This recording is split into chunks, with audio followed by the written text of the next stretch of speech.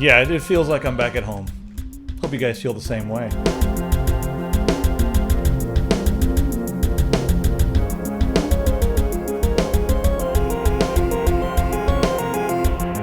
Wendell, there's a ton of stuff to talk about, and my earpiece is already falling out. Nobody knows that everything is duct taped together right now. It's been a crazy week, and you guys are probably going to hear some street noise because it is a Saturday. We normally do not shoot on a Saturday. But, Saturday is a day, especially in small town America, where everyone gets on their motorcycle and drives around town, making as much noise as possible, because there's nothing else to do. That's how their car alarm operates. Or it just goes off, because people from out of town, they leave their car somewhere, and it just goes off for days. So you may hear some of that this episode, and we're working on soundproofing the room a little better, but this is the new office. Let us know what you think. Maybe we'll get some monitors behind us pretty soon, but it's work in progress, and it's been eating up a lot of my time, especially getting the network and everything correctly set up. But finally, this week I broke down and just ordered a Ubiquiti. I was like, you know what? I've never used Wi-Fi at the house, and this is a long way away from where I normally play my video games and stuff. But I just was like, screw it, I'm getting a Ubiquiti, and we got the AC model. So how many of those do you have, Wendell? There's 4 in the main building, and then we've got 3 in the main building. One is still an N for legacy compatibility, and then I've got another one that I use at home, and they work really well. I think Linus even got some, so there's that. Yeah, I believe Linus called you, I think, and said, "Oh, hey, what should I get?" But I only got one, and I'm running it off of an a wireless AC router from Asus, and it's catching the signal pretty good. I probably should switch it out with another Ubiquiti in this room to make it really work, or I should just have Kane come and run some cables in the ceiling. We'll make a Sunday out of it or whatever. Anyway, there's a lot of stuff going on, and I'm kind of prepared. So let's try this. Talk about Bendgate for just a moment, shall we? So there's another motorcycle. Yeah, you're loud, man. You can hear his penis wrapped around the accelerator. So let's talk about Bendgate for just a little bit. And before we get into this, I'm going to say I really don't care. There's been so much news about this, and I guess we're going to comment on the news more than about on the bending phone. Apple's phone, it bends. Some other phones bend. It's an aluminum body. Aluminum bodies bend more than magnesium alloy or whatever. But for those of you that have been living under a rock, the Apple iPhone 6 and the 6 Plus came out, and so those are larger, thinner versions of the iPhone. And Bendgate there have been some reports of people having their new iPhones bent in their pocket. Yeah, so Lou from Unbox Therapy, what's up, man? He did a test. It went kind of viral, and everyone was hashtagging Bendgate online and showing their phones. And apparently, you noticed a discrepancy in this. Should we say that you were the one giving him a hard time? Should we do that? No. There was a time discrepancy in the video, and so the time on the phone changed, and so everybody latched onto that and was like, "Wait a minute, you bent it off camera," and then came back and bent it some more.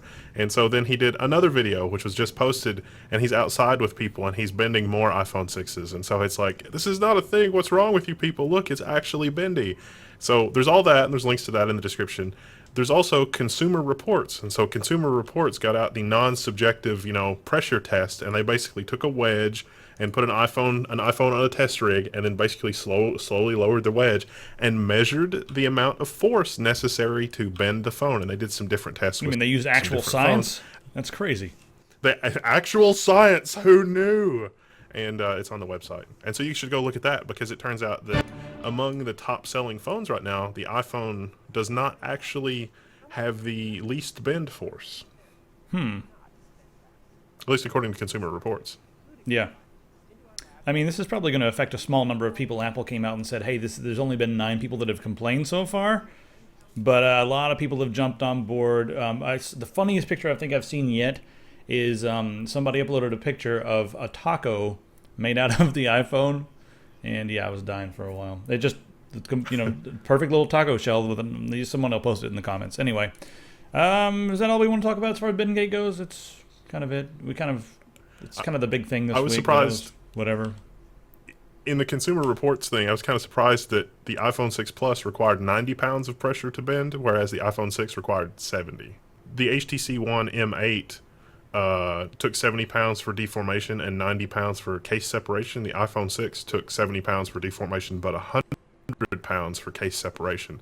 So I guess the iPhone 6 tied for worst, along with the HTC One M8. But the One M8 has been out forever, and there haven't been, a lot of reports about that. I don't know if we want to go off in tangent land here, but I was thinking about getting the Moto X, like the new one, on Verizon, and it was just such a bad experience with Verizon. Like, these cell companies are so stupid. It's just the dumbest thing in the world. So you can go on Moto Maker and you can buy a code from Verizon to get something on Moto Maker. And everybody at Verizon that I called to be like, hey, I have an account already and my contract's up, I'd like a code. They were like, what in the hell's wrong with you? We don't know what these words are. So it was like, and it was like, you don't want the new iPhone? It's like, no, I don't want the new iPhone. I want the other things. Like, why don't you want the new iPhone? It's like, why? What is wrong? It's like, we've got we're all queued up to sell the new iPhone. One of the Verizon authorized resellers was like, the new Moto X is out today? And it's like, yeah, the new Moto X is out today. Do you have any? He's like, I haven't heard anything about that. I have no idea. He's like, let me see if I can order it on the website. He's like, well, I guess I can order it on the website. It'll be here in a few days. And it's just the dumbest thing in the world. All right, let's go down under, shall we? Now, you guys in Australia, you have it bad, and I am very, very sorry. We always act like, oh, we're Americans. We've got this terrible, tyrannical thing going on, and our internet's terrible, and our government's always watching us. And then I look over at Australia, and I'm like, oh my God, holy shit, what's going on over there? So, yeah, you guys might have it worse than, well, now you do have it worse than us. So there's a new terror law. They're really trying to fight terror. And by fighting terror, I mean they want to be able to get one warrant, and with that one warrant, they want to be able to spy on the entire internet, because the way the wording of this new terror law, or the way it's worded, it basically gives AISO, or maybe any domestic spy agency down there, access to all computers on a network, and there's no limit to what constitutes a network. So a network could be any computer that's connected, which could be the entire internet. So one warrant gives you access to the entire internet. So that's what they want to do, and the main reason they're doing this is that they really don't want. Let me add another layer to this. So there's that, right? And then if, let's say, you're a journalist and you leak any information that they feel compromises security, and that's also another loose type thing, like, oh, they're going to compromise something. So if you basically piss them off or do anything that they feel compromises anything, you're screwed. They're going to throw you in prison or whatever. It's up to 10 years in jail for whistleblowers for disclosing anything that's classified. But I mean, let's face it, they're gonna bend that and manipulate it in the craziest ways. Now, so that's going on, right? And I'm very sorry that that's happening right now over in Australia. And I feel like, if this works out, and if you guys do not grab your pitchforks and go downtown or wherever the hell you need to go, grab your hay forks and your, torches and go somewhere, then America and the UK is probably going to look at this and be like, interesting. The people in Australia have done nothing. We could probably do the same, and people would do nothing. Just keep making terrible reality shows. That'll keep them busy. So that's what's gonna happen. It's so sad. It's true. It's like we need Jersey Shore 2 and 3. We need 12 channels of Jersey Shore to keep the public distracted at all times. It's just here in America, it's like we're gonna put public nudity on every cable access channel that there is. That'll really distract everybody. We need another Janet Jackson nipple slip, and then we can just ram any kind of legislation through. But this Australian legislation has been crazy. Listen to this. Senator Brandis refused to say whether reporting on cases similar to Australia's foreign spy agency, the ASIS, allegedly bugging East Timor's cabinet, and the Australian Signals Directorate tapping the Indonesian president and his wife's mobile phone would result in journalists or whistleblowers being jailed. Holy crap. That is insane. So not only do they have these new powers, they have the ability to send whistleblowers to jail. This is crazy. I mean, how you can't operate like this. If the citizenry is looking at this, if the people under the employ of the government are looking at this and saying, this needs to be made public, this needs to be in the public light, arguably this process should not be in place. There should be a system of encouragement, because the best way to ensure a fair and balanced playing field is to is such that everybody is aware of what's happening at every level. This is crazy.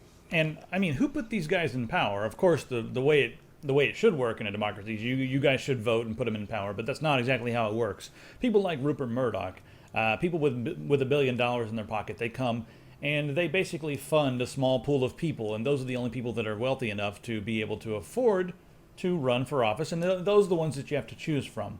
So, I mean, I can't even fault you guys for putting these idiots in power. They were all you had to choose from based upon the pre-selected, group of people by the wealthy. And so what you guys need to do is you need to figure out who the wealthy are, show up at their house as well with your damned hay fork.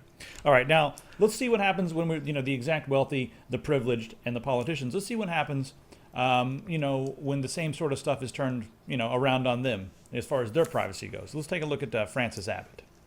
I'll let you go ahead with this. I'll make one quick joke real quick, and that is, if you don't believe how much wealthy people influence this kind of thing, then you should look at the Scottish independence thing. And I'm sorry, this is a cheap shot, but we basically have one lottery winner who was campaigning for Scottish independence that almost was able to, change the course of history.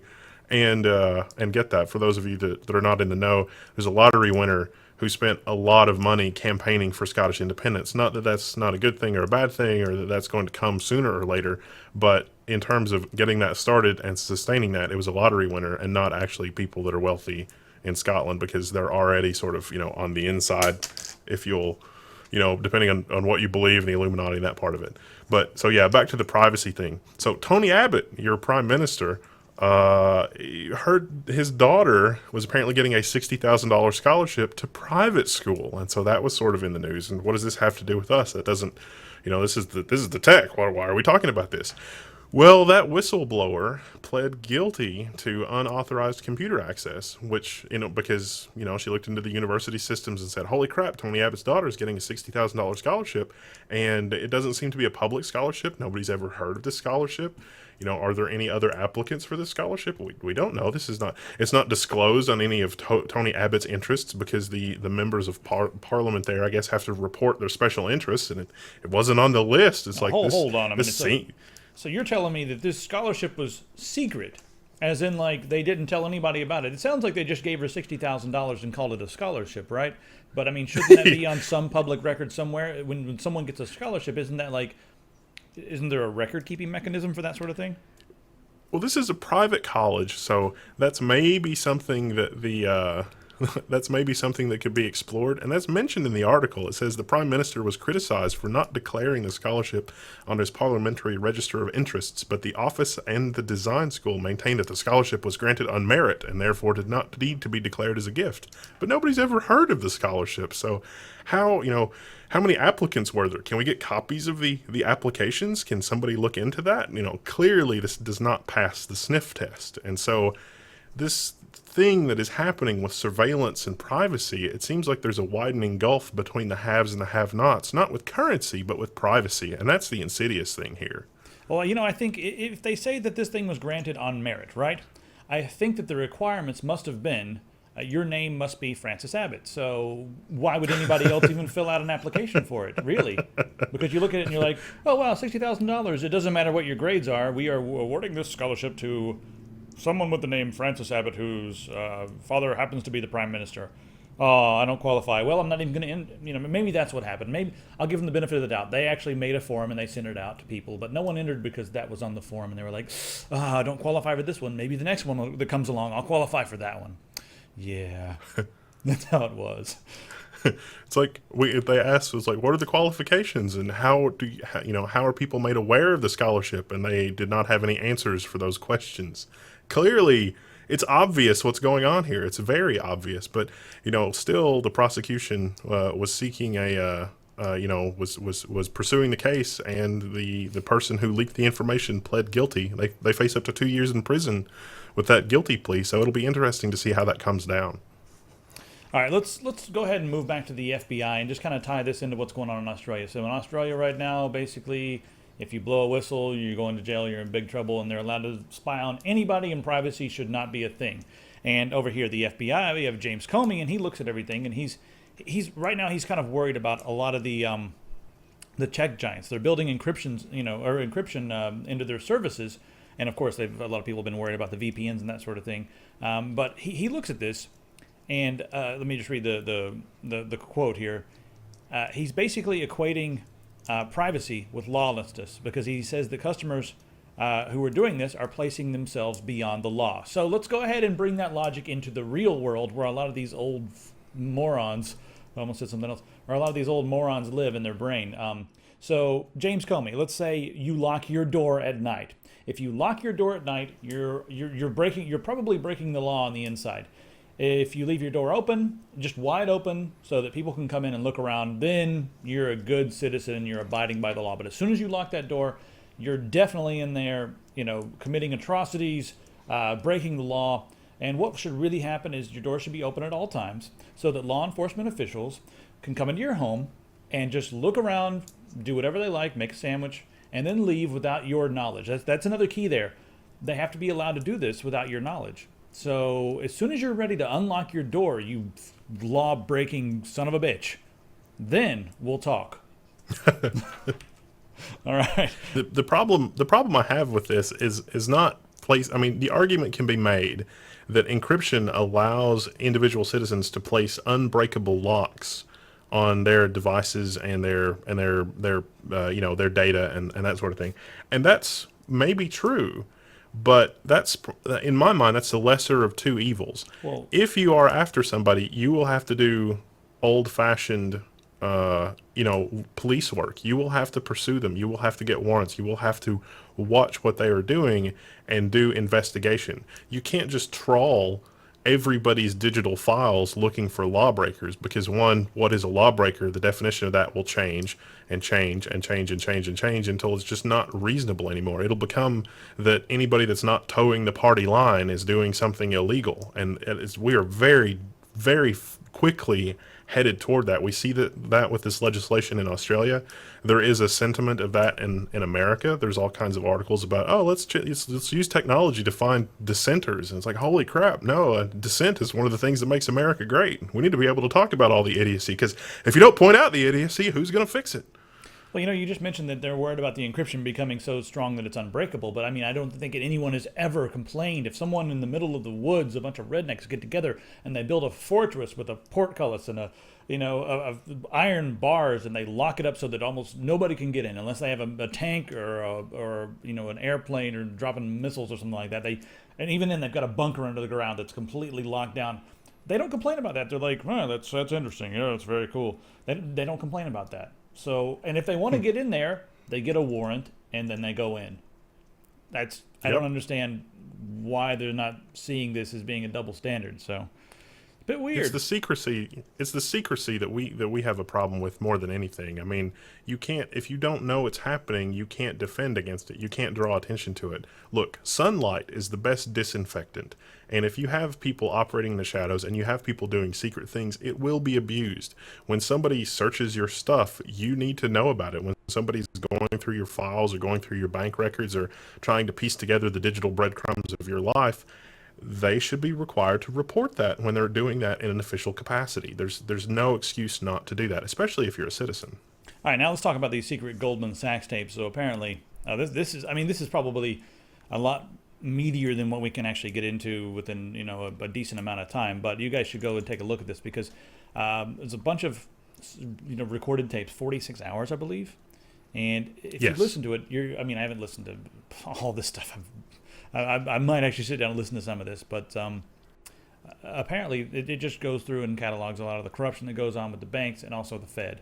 I'll let you go ahead and you can probably sum this up quicker than I can.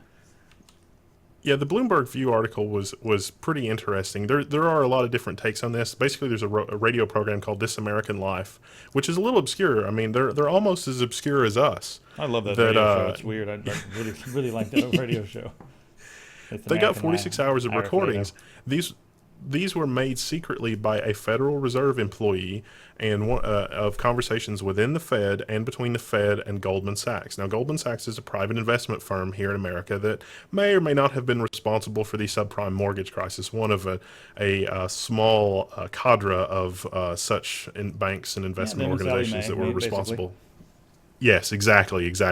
So these banks are, maybe doing shady things. And so the Fed was like, well, how did we not catch it? Let's do an investigation. And so they talk a little bit about that in these recordings. But there are so many bombshells dropped in this recording that I don't know how any of like it boggles the mind that there is this much corruption. Like this is an astonishing, like this is like Watergate times 3 or 4, and I don't know. It doesn't seem like there are going to be any repercussions of it, which is even more disturbing. But the here's some juicy quotes. It's an extraordinary document. There's not space here to do it justice, but the gist is this. The Fed failed to regulate the banks, and it did not encourage its employees to ask questions, to speak their minds, or to point out problems. So this federal employee, one of the things, there are many, the Goldman Sachs owned stock in one of two companies that was merged. There were two companies that were merging together, and they owned stock in one of those companies. And the federal regulator said, well, what's your conflict of interest policy when you've got two clients that have different financial interests and different financial goals that have to work together? What's your conflict of interest policy? And Goldman Sachs said, we don't have a conflict of interest policy. And her boss, she's a federal employee, her boss also a federal employee said, well, we don't want to say that they don't have a conflict of interest policy. We just want to say that they're working on their conflict of interest policy. And it's like, wait, why is the Fed trying to give the bank a pass on obviously amoral, perhaps illegal behavior? That is completely insane. And so this is a window into the systematic terribleness of the Fed's ability to keep an eye on these companies. That's what their job is, and systematically their power to do anything has been robbed in inept management. And this is deeply disturbing, but very interesting. This is probably my favorite quote from the entire thing. This is from a Goldman Sachs employee, and she's saying this with, or he or she, forget who, I believe it's she, saying this with Fed employees in the room, and she says here, and I quote, once clients are wealthy enough, certain consumer laws don't apply to them. And well, there you go. And the federal employees were like, yep, sounds good to us. Holy crap. And then apparently one of the Fed regulators was surprised, and another Fed regulator turned to that Fed regulator and said, "You didn't hear that."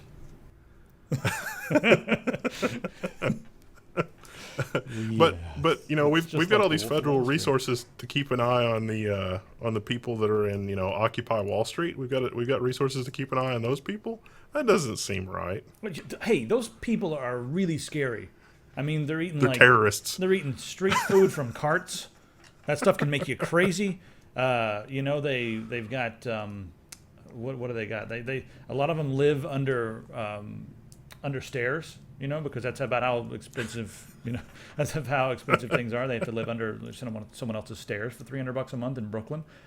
These are terrible people. We got to watch them. Yeah. All right. Let's take a commercial break here and take a look at epicpants.com. Yeah, there we go. Got our new shirts, and this is our black metal logo. It's awesome, designed by a forum member. We also have our beard, beer, metal, and pants shirt in. And, we haven't been selling a lot of women's shirts, but this is one that we had some requests for from the women, apparently. So we made a girls' version of the beard, beer, metal, and pants. So for your loved ones, for your mom, your grandmother, your girlfriend, consider getting them the beard, beer, metal with no pants shirt. And also the hoodies are extremely comfortable. We've got a bunch of those in. And more stuff coming soon. It's a lot of fun. All right, back to the tech. Jon Stewart on Alibaba. Why don't you go ahead and say something real quick? Well, I was just going to say, our point with all this stuff, like all the political stuff, is that technology has the ability to shed light on this misbehavior. And so if we're going to record everything and record every call and spy on everything, we should at least use it to shed light on illegal and amoral behavior, at least on the corporate scale. But we're not, and that's troubling. All right, let's take a look at Alibaba. Now, Alibaba is a company, and a lot of people liken them to Amazon, but nobody can really put a nail on exactly what they are because they do so many different things. And they were around for the longest time, and a lot of people would use them as almost an OEM or a company to allow them to find people to make OEM manufacture products. You can go on there and buy, T-shirts. A lot of you can find like just blank T-shirts and order those from China, Bangladesh, wherever. You can go on there and find someone who OEMs graphics cards, GTX 980. You can go on there and find OEMs of those, and they have like a minimum buy of $300. But you can also use it in a similar way of Amazon, they just don't have their own warehouses. They allow you to connect to other sellers and other sellers to sell their goods right there on Alibaba. And then they do all kinds of other things. Well, apparently they wanted to, they wanted to have an IPO, and they're in Hong Kong. And in Hong Kong, the rules were just too much for them. They didn't dot every I and cross every T, so they could not do an IPO in Hong Kong. So what they did was they created a holding company in the Cayman Islands that's not exactly Alibaba, but they wanted to be able to, make it work in America. And then they now have their stock listed right here in America, and you can buy it on the New York Stock Exchange. And when you buy Alibaba stock, you are not buying stock from the actual company. You're buying stock from the holding company in the Cayman Islands. And apparently the stock is doing really well. It's so convoluted. And the fact that it's legal here in the USA, but not legal in Hong Kong is pretty funny.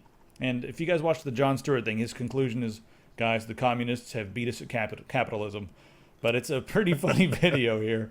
It's one of his best from the week. So, yeah, I just wanted to mention that. Go ahead. You really got to think of Alibaba as a business-to-business eBay. It's not individual to individual. It's business to business.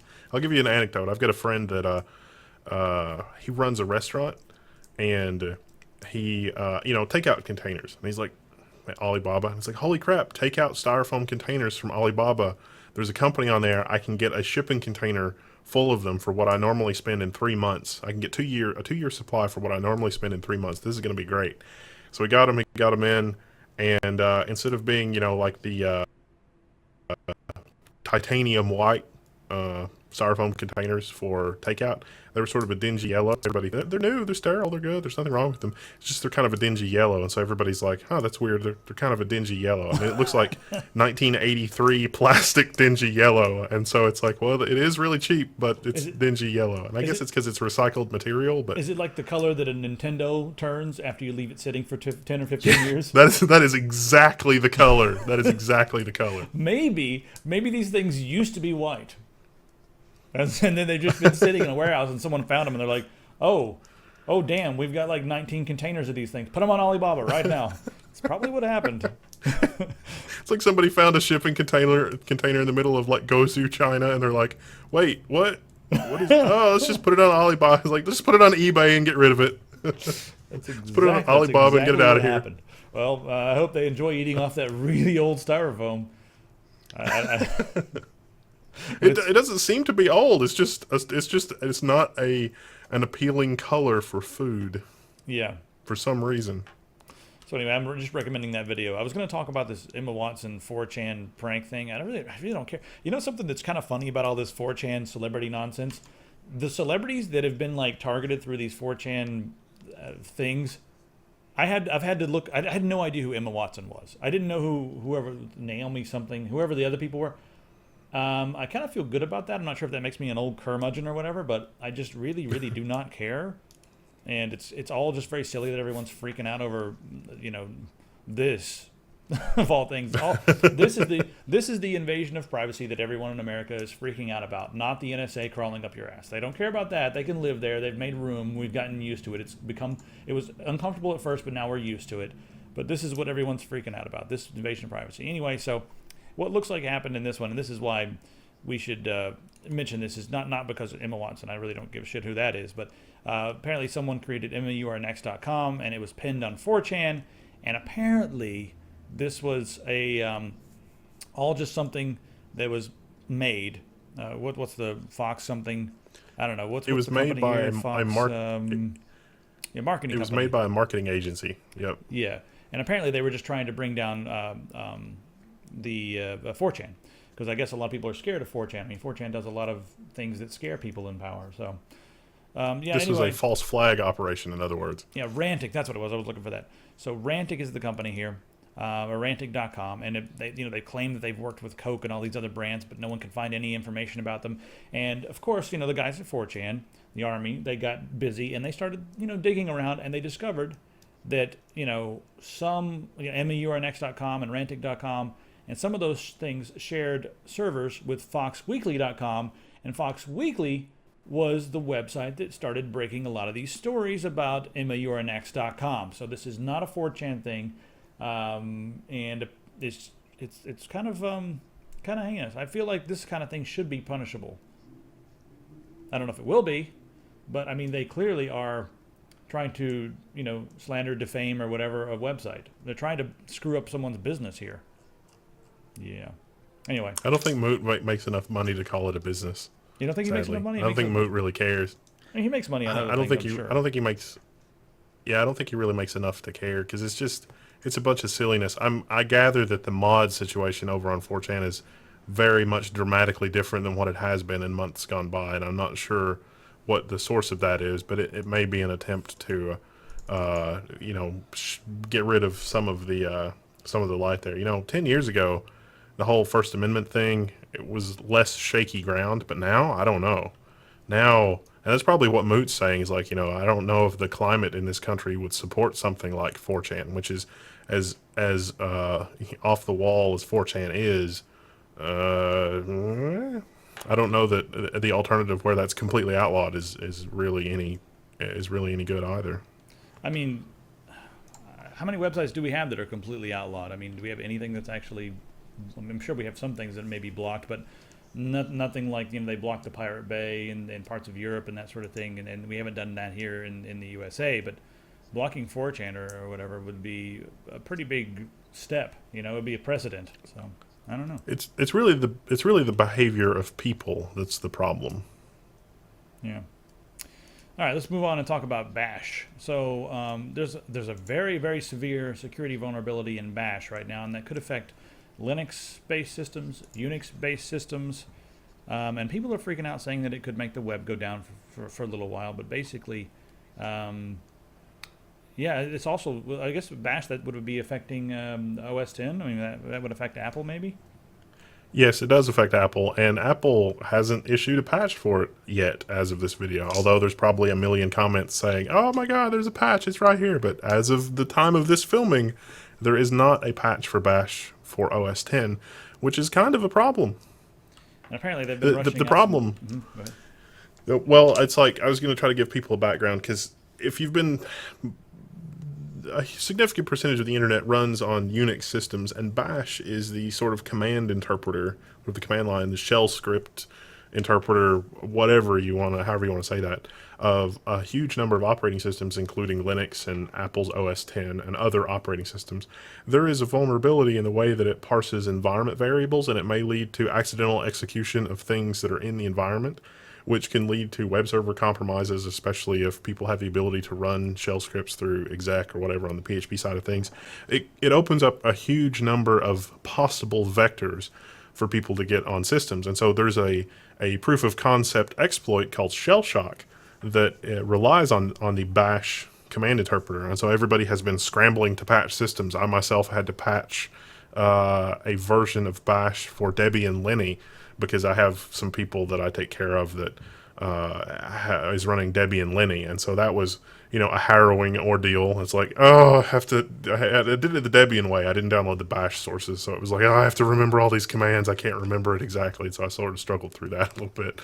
But, so everything under the sun, print servers, things like that are going to go unpatched for God knows how long. So, because, BusyBox Linux, I don't know if that's a full implementation of Bash, but things like that are on routers and print servers and other appliances where Linux appears is maybe a problem. It's probably a problem on Android phones that include Bash, but I tried to come up with a clever poem, something about selling seashells down by the seashore, but I couldn't really come up with anything. And bad advice has suggested replacing Bash with seashell, but don't do that. That would just end badly. Something where you get bashed into the rocks or something. I don't know. That's where I would go with it, but I'm violent. All right. Seashells down by the seashore. That's all I got. Someone give us a limerick, shall you? Shall you? Oh no, the light is encroaching upon me. It's on my shoulder now. There we go. I'm leaning out of the light. Okay, let's talk about Robinhood for just a minute. So Robinhood was created by a couple of guys who lived on Wall Street, and they decided everything was bad and wrong. What happened? You and your lupus. Lupus. Because you're sensitive to light. Well, the camera has lupus too. If the light gets on me, I'll be all overexposed and everything. It's just a. That ties in with the Emma Watson story. Oh no, she's a Canis lupus, I think. Oh. All right, is she a furry? I don't know. Most of them are Canis lupus. Anyway, I would definitely believe that about Elijah Wood. well, he's a Canis domesticus, I believe. After that horrible show he's been doing, whatever it's called, I don't know. Anyway, Jimmy used to watch that show. That's why he's not here anymore. Moving right along, let's talk about Robinhood. Okay, Robinhood, what the hell? So Robinhood's a small startup, and basically what happened was a couple of guys who worked on Wall Street were like, hey, we need to make this process better. We've got the technology right now, and if someone wants to trade stock, they have to deal with a brokerage, they have to deal with a large firm, they have to deal with a building, brick and mortar type place with lots of air conditioning and employees, and it's just, for someone who is either younger or does not have a lot of money, it's very discouraging because of all the fees that are involved in trading. And if you're doing small trades, like you're just buying a couple $100 worth of stock, well, the fees can totally negate any profit that you may have from, investing. So what they did was they created Robinhood. And I think what's interesting here is they started with the name Robinhood, and they sat back and they were like, okay, so we're going to make Robinhood, but what would Robinhood be if it were a trading app? And they use that as their design philosophy, and so they created an app that works on your phone, and also you can trade with it on your PC. But it's free. You just trade for free. There's no $7 or $10 per trade thing. Nothing. I mean, E-Trade is already. I think I've been using that for a while, and it's like $7 or $8 or $10 or something like that. But this completely removes all that, and you're just using technology, man. You can even download it's a free app as well. So a lot of people are jumping on this right now. There's a waiting list. I got on it just because I'm curious about it, and I want to play with it a little bit. I'm mostly into Bitcoins when it comes to that sort of thing right now, and silver, physical silver, guys, do it. But yeah, this could be interesting, especially if you're a day trader. You can set up alerts and that sort of thing, so you'll know if certain stocks move, and you can monitor it. And yeah, looks pretty cool. I don't know. You gonna play around with this, or are you just gonna stick to Bitcoin and lithium or silver? I like the app. I like the idea of it. It's groundbreaking for individuals, but it's not really anything super revolutionary because, historically individuals have had to pay, $5, $10, $15 per trade to execute a trade, but large firms have not had to do that for some time, and that is one of the things that underpins the whole high frequency trading thing. Once you've got your system set up and once it's in place, you can do trades as quickly as you want, down to like sub-millisecond things. And sometimes you read about that as like the high frequency trading problem. Not this version, but a year from now or 5 years from now, these guys will have laid the groundwork to give individuals access to a high frequency trading program. Mark my words, because that will give them insight into the market. Not market insights, but what individuals are doing through their API. The first person to have cost-free trades and being able to analyze that and what people are doing in your app is going to give you the edge on that market intelligence. And so you can use the data to make money yourself indirectly. From an intelligence standpoint, when you've got millions of people using this kind of application, it's going to be worth its weight in gold, because you will be able to sort of tap the intelligence of all those traders that are using their system that couldn't afford a Bloomberg terminal, or that didn't want to bother buying a Bloomberg terminal to do the same kind of thing, because the Bloomberg terminals, I think, are like 10 or 15 grand a month. And that's where they're going to make their money. And then people are going to be able to basically print money at home using the high frequency trading, and that is when they're going to regulate it. As soon as it gets down to the common man, they're going to regulate the hell out of it. Right now, it probably should be regulated because it allows people to do things that they should not be able to do. So anyway, all right. Right now, it doesn't have anything to do with high frequency trading. But when there comes zero cost trading, high frequency trading will come. Mark my words. And that's what I'm looking forward to, man. Let's exploit the hell out of that and make we'll put Tech Syndicate on the moon, Mars, Europa. We're going to Europa. I've seen Europa report. It didn't look that bad. I think we can do a better job than they did, especially with all the money we'll make from the high frequency trading. All right, moving right along. Let's take a look at the ISPs. They're having a bit of fun this week. So Comcast, it's just too expensive to compete with other cable companies. That's the problem here. So Comcast, and in their argument to buy up Time Warner Cable, they keep saying over and over again, like, hey, listen, we don't compete with Time Warner Cable. And Another thing that's kind of in their argument is that even if the deal doesn't go through, they're not going to compete with Time Warner. So it's like, well, you know, what does it matter? We're not going to ever compete with them anyway. And the bottom line for them is that they say it's too expensive to compete. And a lot of it's like, well, when a company's already established in an area, we have to go and lay our own infrastructure to compete with them. And, you know, they go on and whine and complain. But here's what I really heard when I read this. I heard, yeah, if the deal doesn't go through, it's much more lucrative to collude to screw the individual home user than it is to actually compete. And only the small, crazy ISPs that no one's ever heard of, other than Google, are going to be crazy enough to compete rather than to, you know, just sit down with us at a table, have a bagel and a cup of coffee, and talk about how we're going to, you know, collude to screw the individual so that they only have one choice, and then we can jack up the prices because they can't go anywhere. I saw someone on Reddit this week. They posted, hey guys, we should really all get together and just cancel our Comcast because everyone, you know, always posts how much they hate Comcast. And then all the replies were like, yeah, well, I would, but I have 5 employees relying on a Comcast signal and 0 alternatives. So that was like the consensus there. Stuff like that was what everyone was posting, and that's exactly what they've done. They've colluded together to make sure that this is the situation and you have to deal with it, and they don't even care about customer service. So, interesting article there. I mean, it's more of the same, really. All right, Comcast. That was just going into this part right here. Comcast, infamously bad customer service. It's a choice, basically. It's not even a choice. It's that they don't have to care. You know, you have no choice. So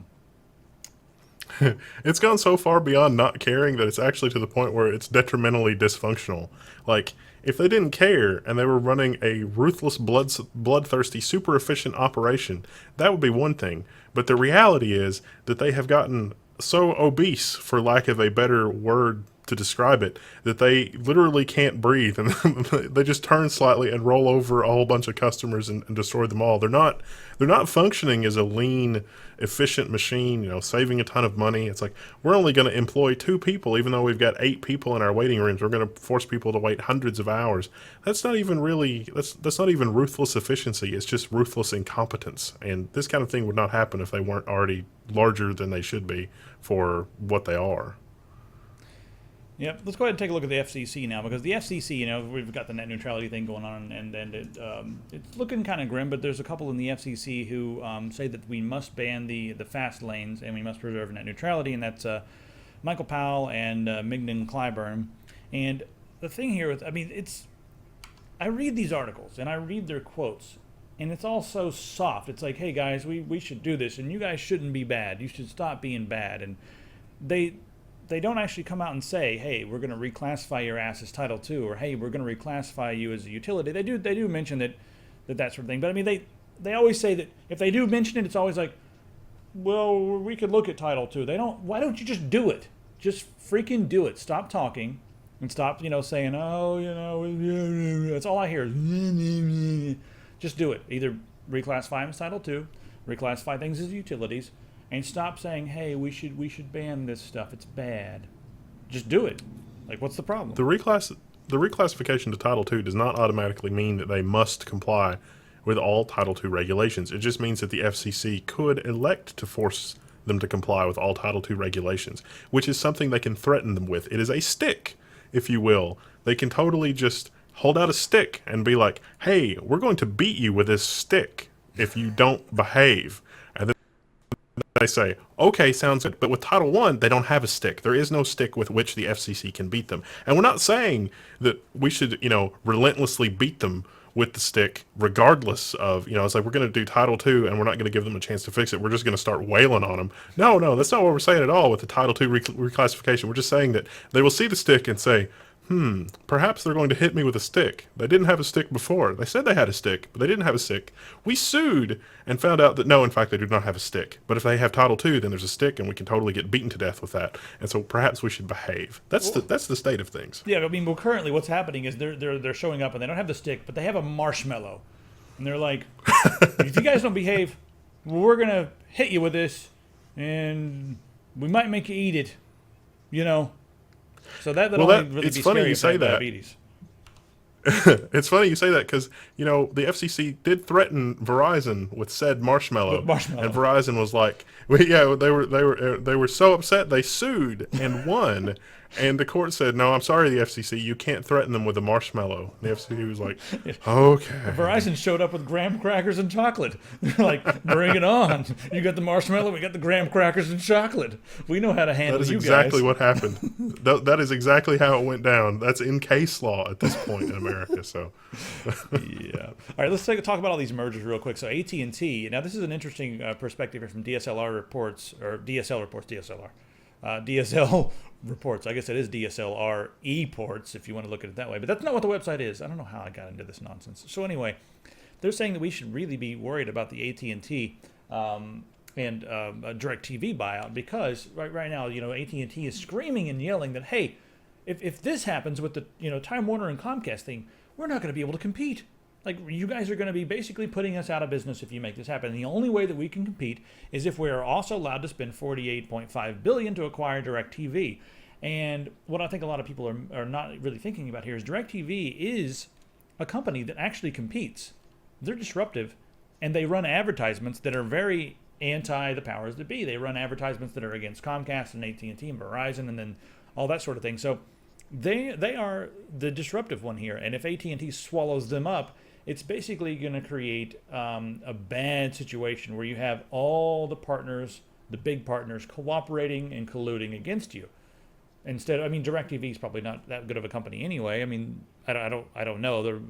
It may be the best one out of all of these, but they do compete and they do offer services. I mean, that's the one thing. If you're somewhere in the middle of nowhere and all you have is Comcast, you can always put a DirecTV satellite on your roof. It will work, and DirecTV will sell you the service.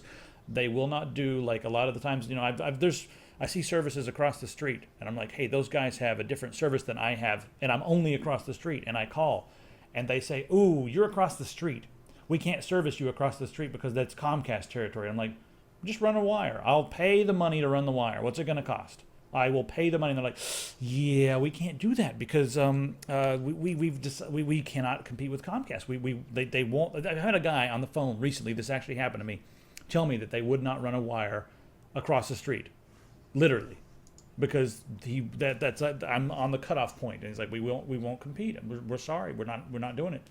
So if AT&T picks up DirecTV, that competition is not going to be so much there. That's a very bad grammar thing I just did. Anyway, so I don't know. Be scared, everybody. Just run and scream and hide. I don't know. I'll tell you the reality of what's going on here. AT&T has the largest copper infrastructure in America by orders of magnitude, and a lot of that copper infrastructure is now disused. Everybody has moved to a mobile phone. A lot of people don't have a landline phone at home. A lot of people are not using the phone for communication. I mean, maybe text messages, but like for voice calls, yeah, I mean, it's email has replaced all this. Now, AT&T has had television service forever. Anybody remember Uverse? You get television, you get voice, and you get data over the same copper.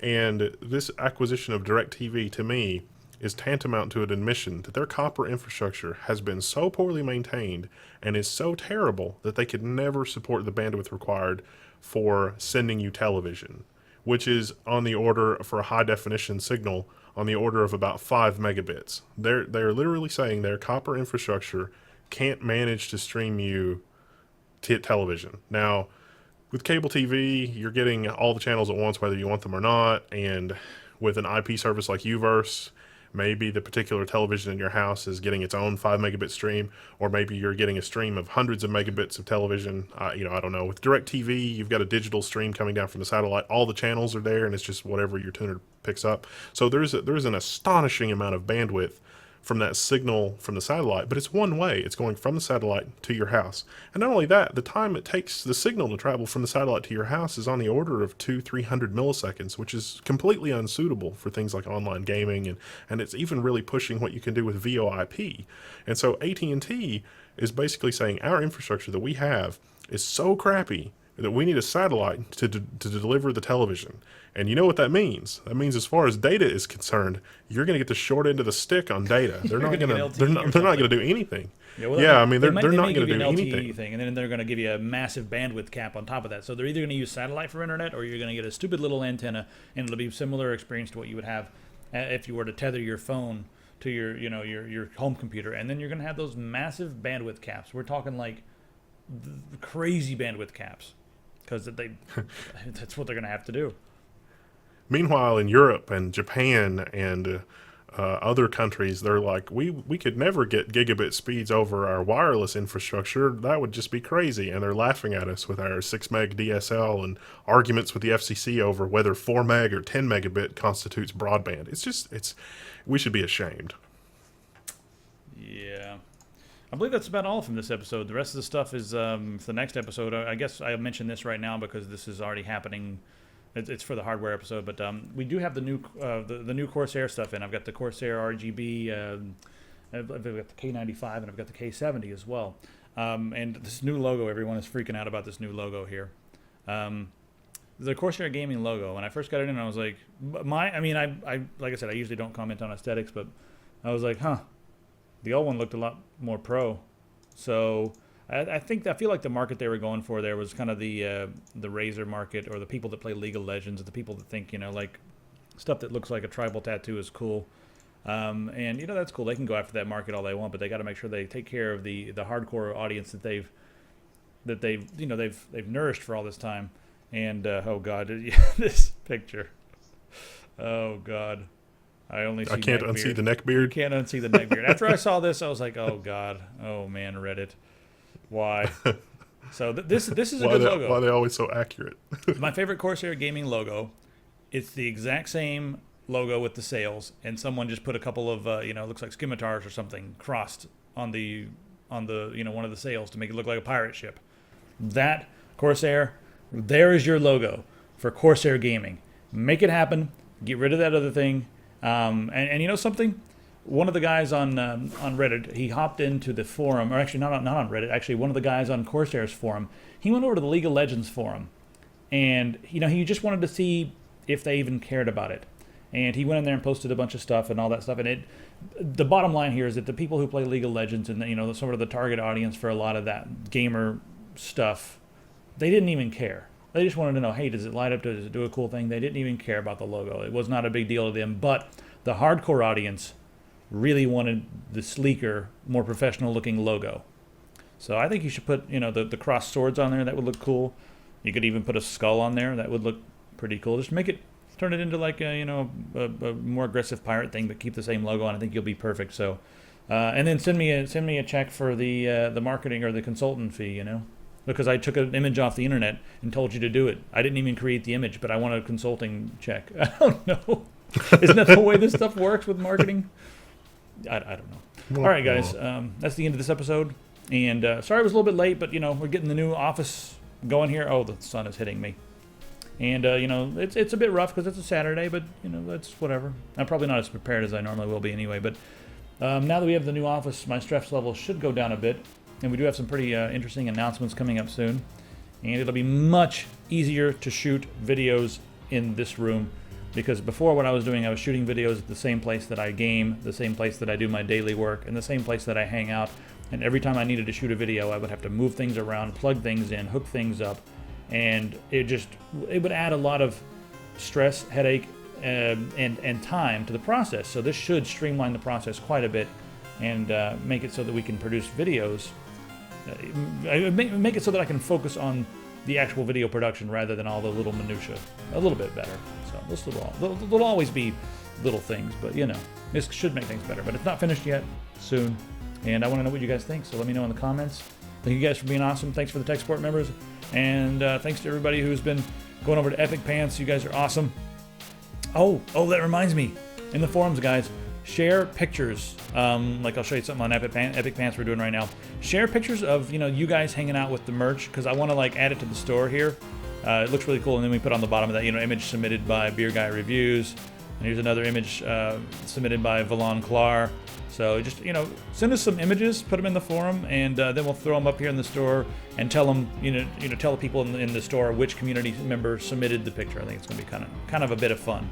So that's it. We will see you guys in the next episode very soon. And stay tuned for all the awesome new videos coming on the set. We'll see you in all those. Oh no, I'm out of. Oh no.